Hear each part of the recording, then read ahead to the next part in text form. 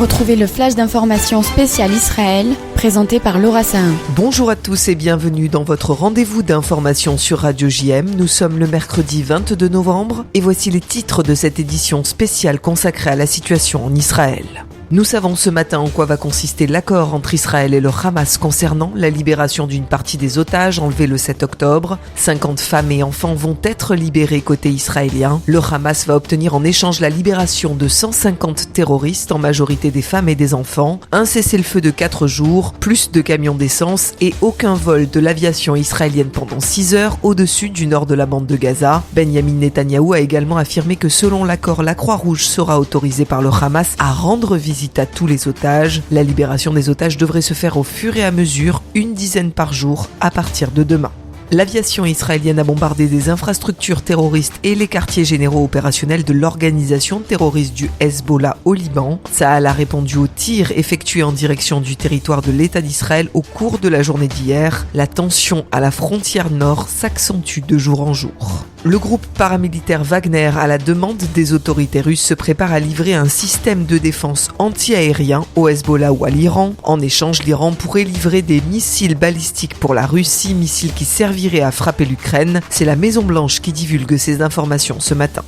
Le Parlement sud-africain a décidé hier la fermeture de l'ambassade d'Israël à Pretoria et la rupture des relations diplomatiques entre l'État hébreu et l'Afrique du Sud. En cause, les récentes déclarations et critiques sévères exprimées par des hauts fonctionnaires sud-africains qui accusent Israël de commettre un génocide à Gaza. Le dirigeant sud-africain a également annoncé en fin de semaine que son pays avait saisi la Cour pénale internationale de La Haye, demandant d'enquêter sur les crimes de guerre et crimes contre l'humanité qu'Israël aurait commis pendant la guerre. Elon Musk, patron de la plateforme X, anciennement Twitter, a annoncé que tous les revenus de son réseau social provenant de la publicité des abonnements liés à la guerre à Gaza seront donnés aux hôpitaux en Israël, ainsi qu'à la Croix-Rouge et au Croissant-Rouge dans la bande de Gaza.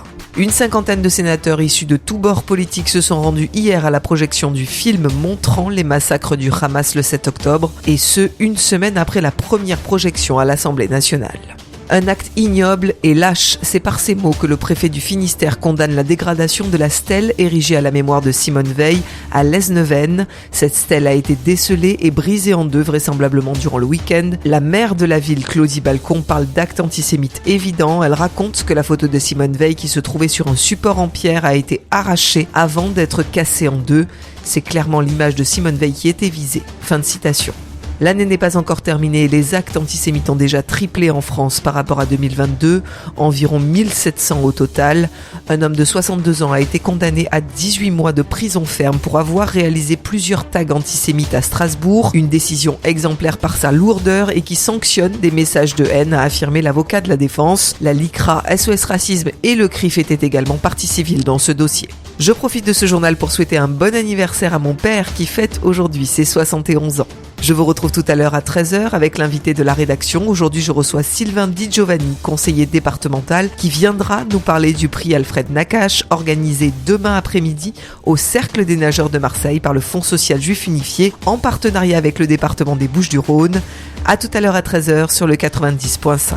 Enfin, n'oubliez pas tout de suite après ce Flash Info, l'instant mag de Magali Barthès. Il y a un peu moins d'une semaine avait lieu la 2e édition du Forum Respect pour les femmes à Marseille, organisé par la région Sud qui a fait de la lutte contre les violences faites aux femmes sa grande cause du mandat. L'événement avait pour thème les violences. Magali Barthès vous en dit plus tout de suite sur Radio JM. Vous venez d'écouter le flash d'information spécial Israël, présenté par Laura Sahin.